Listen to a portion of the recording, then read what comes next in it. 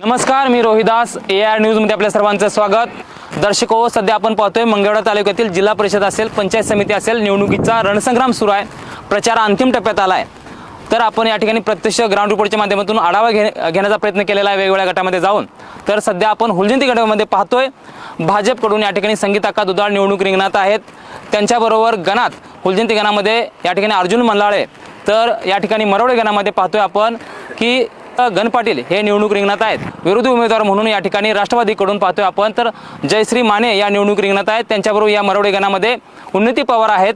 तर हुलजंती गणामध्ये या ठिकाणी तीर्थक्षेत्र विकास आघाडीकडून महादेव पेटरगे निवडणूक लढवत आहेत। अशा पद्धतीने ही दुरंगी निवडणूक आहे। अशा पद्धतीने हे एकंदरीत निवडणूक चित्र असलं तरी आपण प्रत्यक्ष ज्या वेळेला या ग्राउंड रिपोर्टच्या माध्यमातून प्रत्येक गावामध्ये गेलो, गणामध्ये जाऊन ग्राउंड रिपोर्ट केला, त्यावेळेला एकंदरीत वेगळं चित्र आपल्याला दिसतंय। मात्र या ठिकाणी विरोधकांकडून सुरू निघतोय की हनुमंत दुधाळ शेठ हे पुण्याला राहत आहेत।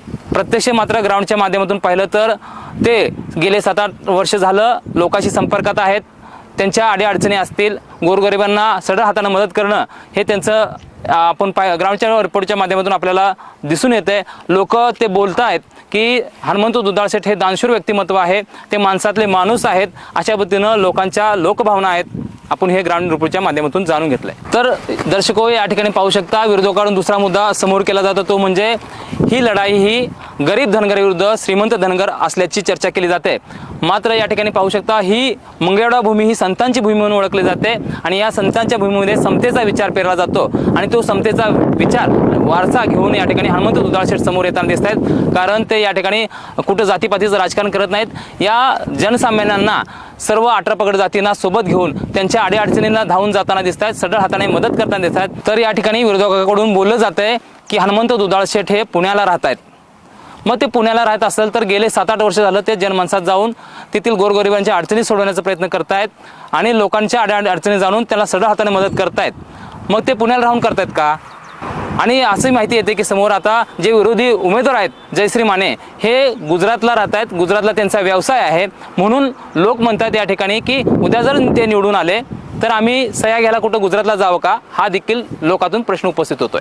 तर या ठिकाणी संगीता दुधाळ यांच्या कार्याबद्दल सांगायचं झालं तर त्या एका मूकबधीर संस्थेच्या खजिनदार आहेत, त्याचबरोबर पतसंस्थेच्या संचालिका आहेत आणि एका फर्मच्या उद्योजिका म्हणून त्या कार्य पाहत आहेत। लोकांशी नाळ जोडलेले आहे, लोकांमध्ये जाऊन काम करतायत। आपल्या पतीच्या खांद्याशी खांदा लावून त्या या ठिकाणी समाज कार्यात देखील अग्रेसर असलेले दिसतंय।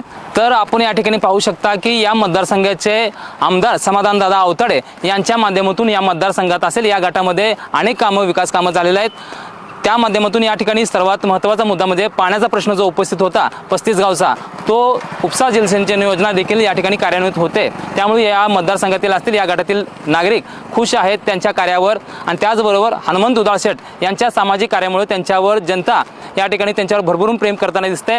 त्याचबरोबर हनुमंत दुधाळ शेठ यांच्या खांद्याला खांदा लावून त्यांच्या अर्धांगिनी संगीता दुधाळ या देखील उद्योजिका म्हणून तसेच जनमानसात त्यांनी सामाजिक चळवळीत अग्रेसर असलेलं दिसतंय, म्हणून लोक त्याला देखील पसंती देताना दिसत आहेत आणि त्यांना जनता या ठिकाणी स्वीकारताना या ठिकाणी आपण ग्राउंडच्या रिपोर्टच्या माध्यमातून पाहिलेलं आहे। तर या ठिकाणी आपण पाहू शकता दर्शको, विरोधक जे आहेत दौलत माने यांना या गटामध्ये कोणीही ओळखत नसल्याचं चित्र आहे।